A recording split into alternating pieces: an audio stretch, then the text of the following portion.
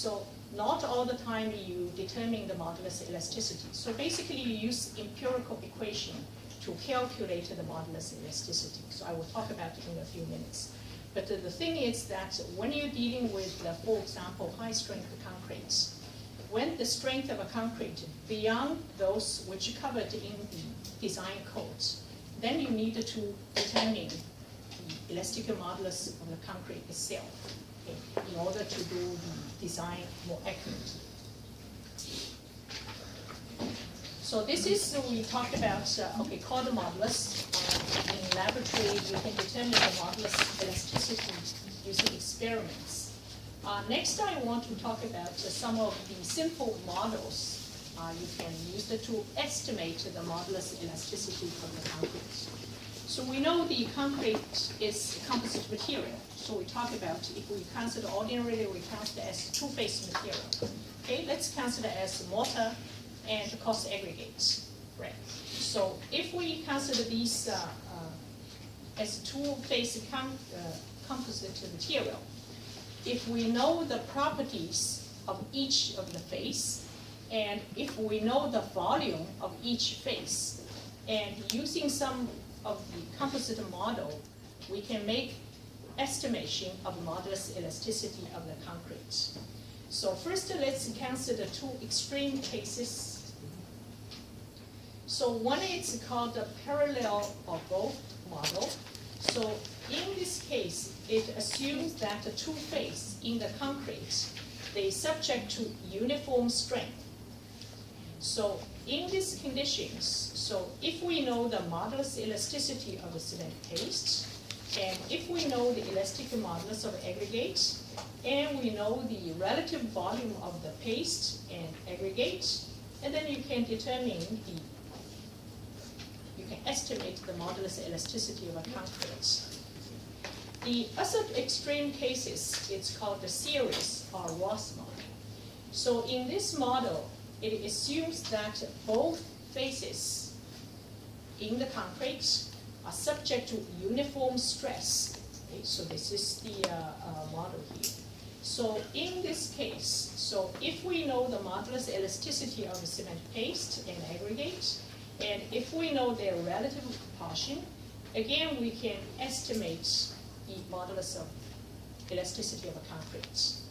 But in reality, we know that when we consider the concrete, when the concrete is subject to uniaxial compressive loading, the concrete, okay, when we consider paste and aggregate, they are subject to not the uniform strain, also not the uniform stress. Okay. So these two extreme cases, a parallel and a series model, give you some rough bands where the modulus elasticity of a concrete might be. So this is the graph here. So X here is aggregate volume fraction. Y here is modulus of elasticity. Okay. So the elastic modulus of a paste and elastic modulus of the aggregate. So the top line here is based on parallel model. And the last one here, it's based on series model. So when you use these two models, these two extreme cases, so depending on the aggregate volume, so what you have actually is a band. Okay, so you don't know what is the actual modulus elasticity. But the calculation, these two models give you some information where the modulus elasticity is. So depending on the aggregate, so in general, if we are dealing with a normal weight concrete based on rock-based aggregates, this series model usually underestimates the elastic modulus of a concrete by roughly about 10%. So in other words, if we look at this graph here, so the modulus elasticity of a concrete, okay, so if we use rock-based aggregate, it will be more closer to the lower bound, which is series model. Okay. So in this graph here, you also see a few other lines, different other models. So usually these models include more parameters, give you more accurate estimation. So for those of you who are interested, and in the textbook, it will give you more detailed description of some of the different models. How can they be used to estimate the modulus elasticity? I mentioned the secant modulus, it's used for design, right? And also I mentioned in ordinary concrete, for reinforced concrete structure, when ordinary concrete is used, you do not do experimental tests. So typically you use empirical equation to calculate elastic modulus. So this equation here is it's from American Concrete Institute Building Code 318. So basically in this equation here, so if you know the compressive strength of a concrete, if you know the unit weight of a concrete, then you can calculate the modulus elasticity of a concrete. Sorry. This EC here is the secant modulus. It's roughly about 45% of the ultimate strength. So in this formula here, so the FC prime here is the compressive strength based on 150 by 300 millimeter cylinders. So the unit weight here, the W here, is unit weight of a concrete. So the applicable range for this equation in terms of unit weight is less than 2480 and greater than 1440 kilo per cubic meter. And from compressive strength perspective, this equation is applicable to concrete with a cylinder strength of less than 41 megapascal. Okay. So from this you can see that this equation is not only applicable to normal weight concrete based on rock-based aggregates, it is also applicable to lightweight concretes. I will talk about in later class of lightweight concretes. The other thing I want to mention is that in ordinary concrete, 60 to 80% of the volume is occupied by the aggregates. Rock-based aggregate has significant higher modulus elasticity compared with cement paste. So therefore, depending on the type of the aggregate you use, it affects the modulus elasticity of a concrete significantly. So the equation here is developed based on this type of the aggregates. So if you have a concrete with a denser aggregate, for example, basalt and a dense limestone, and then the modulus elasticity, after you calculate using this equation, you apply a multiplication factor of 1.2. Okay? So this basically take the dense structure or high modulus elasticity of aggregate into consideration. On the other hand, if you have a weaker stone, for example, have a sandstone, have a higher, lower modulus elasticity, a little bit higher porosity. So in this kind of a situation, after you calculate the elastic modulus using this equation, you need to apply this modulus elasticity with a coefficient of less than 1. So this takes the weaker aggregate into consideration when we calculate the modulus elasticity. Next, I want to talk about what kind of a factor influence the modulus elasticity. So basically, when we consider the concrete as a composite material, the modulus elasticity is affected by the aggregate and cement paste, and also affected by their relative proportions. So when we first consider the aggregates, porosity of the aggregates has a significant influence on the modulus elasticity of the aggregates.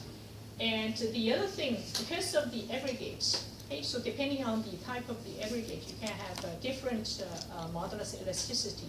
So the volume of the aggregate also influence the modulus elasticity. So in addition to the stiffness and the volume of the aggregates, the size and shape and the surface texture also have some influence on the modulus elasticity of the concrete. Let's take a look at this table here. Okay?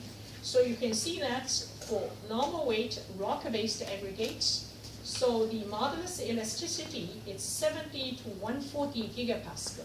Okay? So again, you see it's a fairly large range, depending on what type of a rock used for the aggregates. So this part here, you see, it's for lightweight aggregates. Lightweight aggregate, inside you have a lot of voids. Okay? So you see the modulus of elasticity of the lightweight aggregate are much smaller, okay, compared with normal weight rock-based aggregates. Okay, so stiffness or modulus elasticity of the aggregate have influence, and volume. In terms of a cement paste, so in principle it is similar.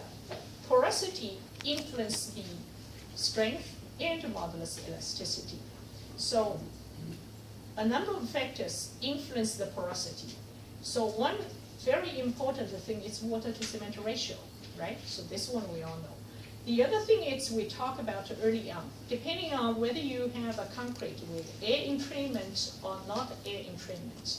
So if you add air entraining admixture into the concrete, you deliberately introduce air into the concrete.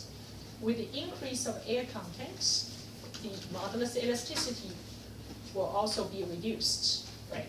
And the third thing is actually mineral admixtures. Last thing, degree of cement hydration.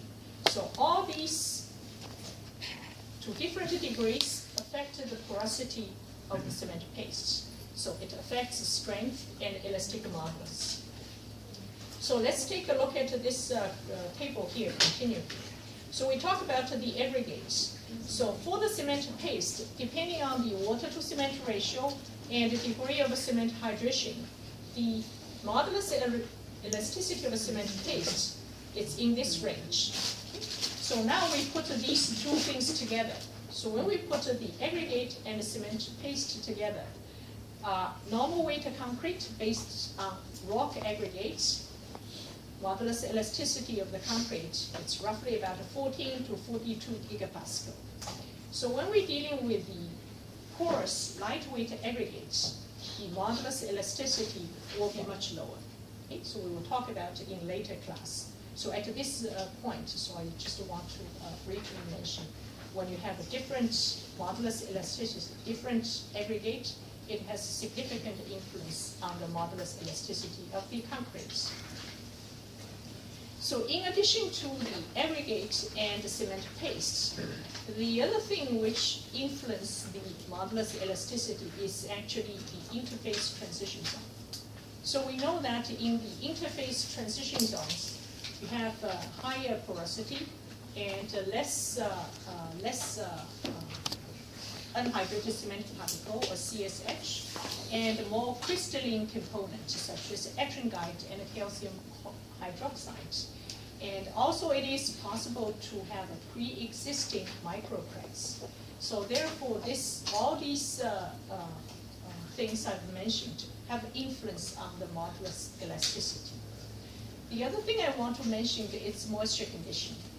So if you have a two specimen, okay, so made with the same batch of a concrete, one is you take out from moisture curing room, okay, you test directly without drying out of the specimen. Okay, so you get modulus elasticity. The other is specimen, okay, made from the same batch of a concrete. So after you take it out, you dry it in lab air, let's say, for a couple of days.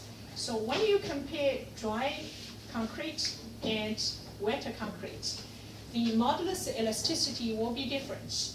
So in general, saturated specimen shows roughly about a 15% higher modulus elasticity compared with the dried specimen. What is the reason?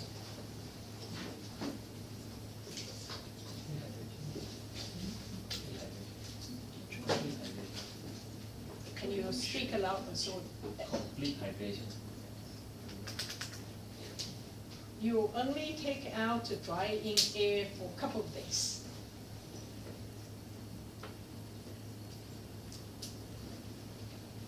Well, one thing is actually when you take the specimen out from moisture curing room, when you leave it in lab air, so what happens is you will lose water to the environment, right? So when the the water is lost to the environment, the cement paste will experience drying shrinkage, right? So because of this drying shrinkage, you will have a development of a microcrack in the interface transition zone. So when you have a microcrack develop in the interface transition zone, so when you load the concrete, it affects your straight strain curve, right? So that influences the modulus elasticity. So this moisture condition effect on the strength, it's exactly the opposite.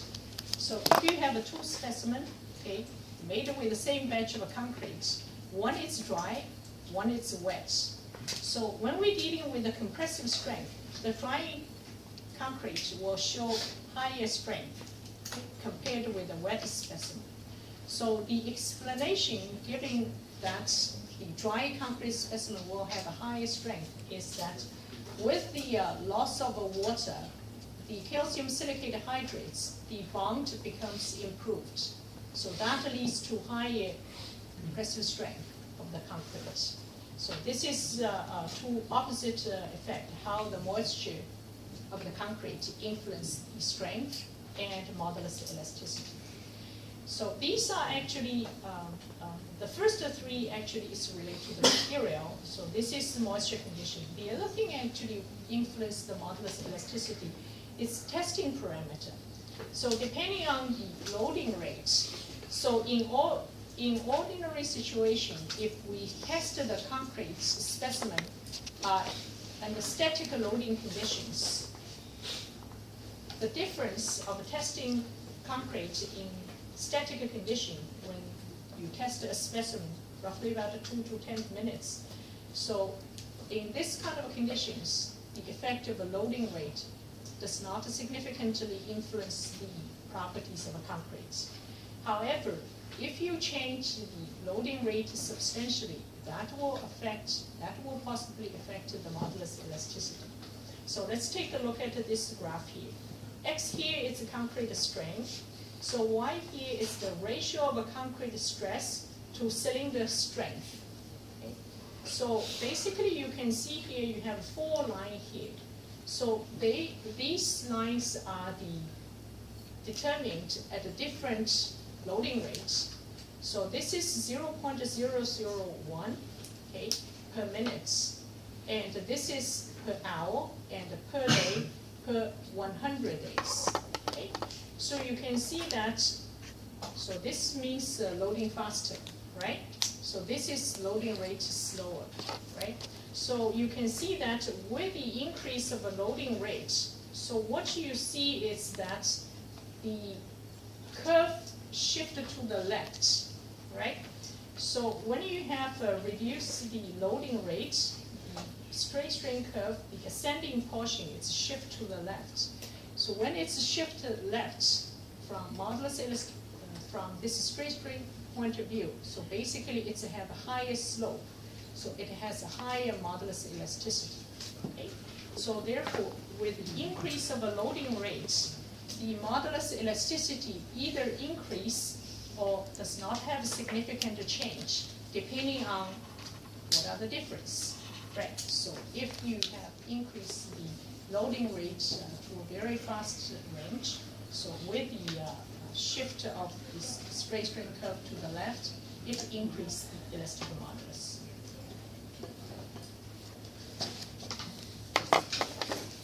Next, I want to talk about tensile strength. So we know that concrete is a brittle material. So in reinforced concrete structures, concrete takes some compressive load, right? So the tensile loads are mostly taken by the steel reinforcing bar. But the thing is, tensile strength is still important. The tensile stress in the concrete cannot be ignored. So there are a couple of things. One thing we will talk about in later class. In many situations, when the concrete is exposed to severe environments,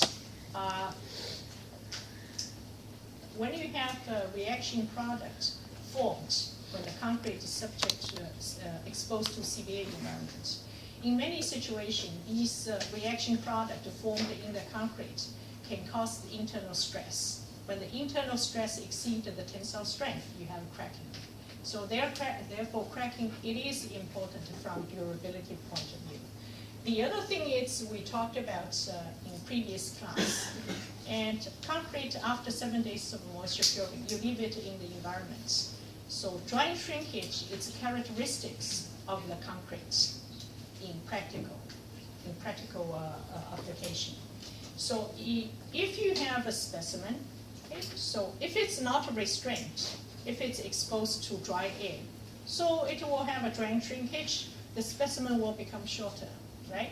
So when you have concrete used for structure, for example, beams and columns and a slab, so you have actually restraint, right? So under restraint conditions, so if you have a beam, let's say at the two ends there's restraint, when the concrete is subject to exposed to drying environments, concrete will shrink.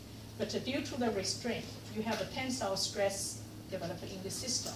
If the stress exceeds the strength, you again have a cracking. So cracking of concrete is often the outcome of tensile failure, okay, restraint and shrinkage. The other thing is bending loads. We talk when we talk about the road surface, okay, airport or runway. So in this kind of situation, concrete is subject to bending. So when we talk about the bending, below the neutral axis, concrete is subject to tension, right? So therefore, although concrete is brittle material, tensile strength is a lot lower compared with the compressive strength. But it is important when we're dealing with the concrete as civil engineering materials. So when you have a concrete specimen, if you, hypothetically, okay, so if you apply a tensile stress, uniaxial tensile stress to a concrete, so basically initially you will have some, because of the composite nature, you have aggregated cement paste, right, different modulus elasticity. And you can have, initially you have micro cracks, and eventually with the increase of a tensile stress, micro cracks will merge to form a macro cracks. And with the formation of a macro crack, the cross-sectional area of a specimen will be reduced substantially. So therefore, when the concrete is subject to uniaxial tension, the failure is very quick. Okay? So because of a reduction, formation of the crack leads to the reduction of cross-sectional area. So when the concrete fails under uniaxial tensile load, the appearance of a failure surface actually is depending on the relative strength of the aggregate and the cement paste. So in other words, if we are dealing with the ordinary concretes where the cost aggregates are significantly stronger compared with the cement paste and the mortar matrix. So in this kind of a situation, the cracks go through the interface transition zone. So in this kind of a case, you will have the fracture surface not flat because the crack goes through the interface of the aggregates. Okay? So this is the situation when dealing with ordinary concrete where you have stronger aggregates, okay, relative to the cement paste and interface transition zone. On the other hand, if we reduce the water to cement ratio in high strength concrete, I've talked about earlier, when you reduce the water to cement ratio, you can improve the interface transition zone substantially. If you have reduced the water to cement ratio, also you have a silica film in the system, the interface transition zone can be very good. So therefore, in other words, you have more like a two-phase composite, aggregate and a cement paste matrix. So in this kind of a situation, when the concrete is subject to uniaxial tension, the crack will go through this aggregate correctly. So when you have such a situation, not the same, it's one situation is you have a weak aggregate relative to interface transition zone, and then you have a crack goes through the aggregates. Okay? So this is one situation. So later on I will talk about for lightweight concrete. The other thing is not necessarily weak aggregate. It's more like